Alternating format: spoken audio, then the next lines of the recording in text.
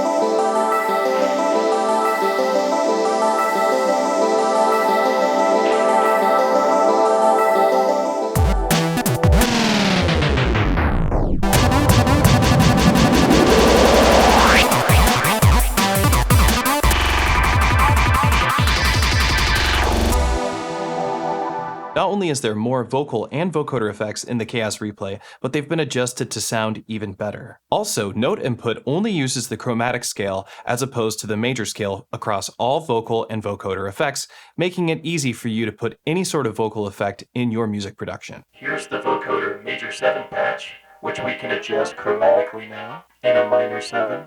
Pitch correction and formant modulation. And of course, there's a bunch of fun synthesizer effects. I only showed off some of the effects. There's a total of 209 now available. Now let's take a look at some of the workflow enhancements and new features. One of the workflow improvements is that you now have information displayed about the selected pad right on the KAOSS Replay without having to go into the trigger pad edit menu. You can see right here in this small box, it says E06120.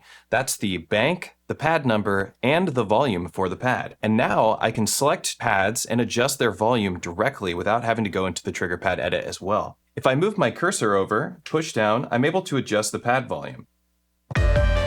Here's E06 at 116. I can gain it up or take the volume down.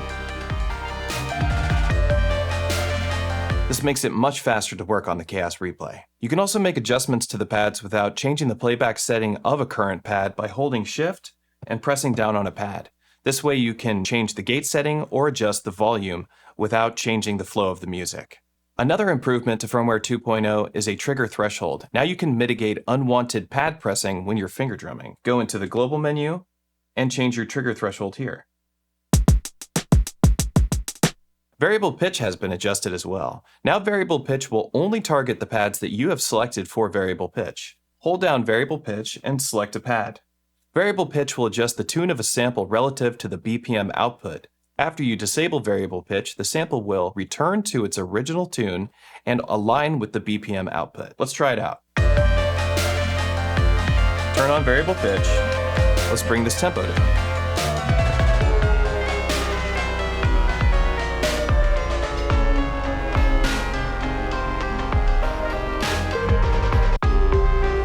As you can see, only that sample has been adjusted by the variable pitch. Now when I release variable pitch, the sample will return to its original tune and sync back up with our BPM output.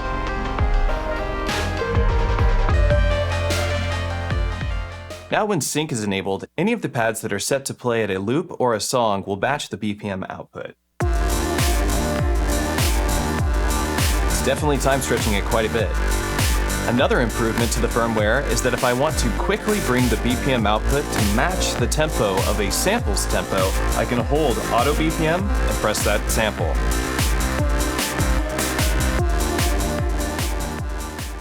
Another workflow improvement. Now when we press the trigger pad edit key, it will take us to the last pad that we used. Last pad we used was this one here. So I'll press the trigger pad edit, and it will bring me into that menu. One of my favorite new features is that we can now pre-assign pads to groups. This is very useful for doing things like DJ transition tricks. Hold down the group button and select pads you want to assign to a group. Quantize resolution and time signatures have been expanded. Go into your global menu to find this. Select quantize resolution to see all the options we now have. Below that, our time signatures have now also been improved as well, giving us many more options for time signatures. If you want to quickly adjust your output BPM to your sample's target BPM, you can hold Auto BPM and select a sample. We're now able to reverse, change the pitch, or normalize our samples. Hold Shift and press Trigger Pad Edit to go into your utility menu. Select Copy, select a source. I want to reverse this sample. I want the destination to be a new pad. And the function I choose is reverse.